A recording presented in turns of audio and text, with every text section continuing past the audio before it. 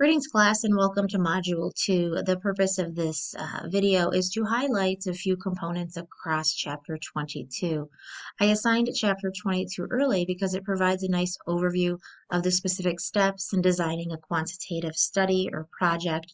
The chapter also does a nice job of reviewing for you the various types of quantitative research designs, the various types of sampling designs, and more. We are at step 1 and step 2 of designing a quantitative research study or project, and we are moving into step 3 where we search for and critically appraise the literature. So with step 1 and step 2, we have cultivated that spirit of inquiry, and now we're looking at formulating or refining our PICO questions. I want you, I want to encourage you to ask questions about best practices for specific clinical problems. I want you to pursue a clinical research question or problem that you are passionate about, but remember to consider the feasibility of the project as well as sustainability. And we will talk more about feasibility this week. I hope that by the end of the week you will have your PICO question more developed.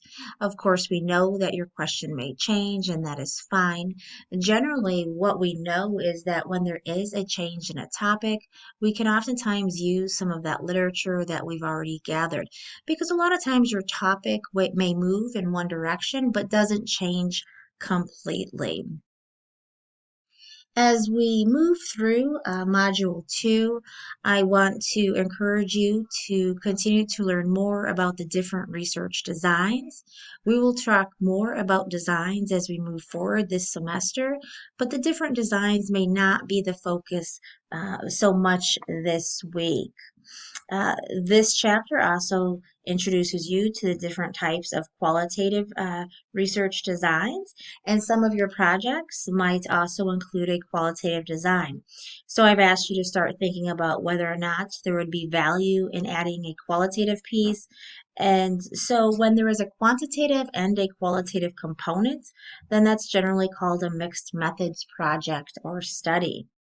Now, we don't want to add a qualitative piece simply to be adding a qualitative piece, but instead consider whether or not it does indeed add value. Again, as we move forward this week, I want you to continue to focus on steps 1 and steps 2 and step 3 of designing a quantitative project or study. Focus on the PICO question and what change can be implemented in light of evidence in the literature. Remember to ask yourself, is it feasible, what we want to do, and is it sustainable? Remember, buy-in, stakeholder buy-in is critical. As we move through this module, please do not hesitate to reach out if you have questions or concerns. Thank you.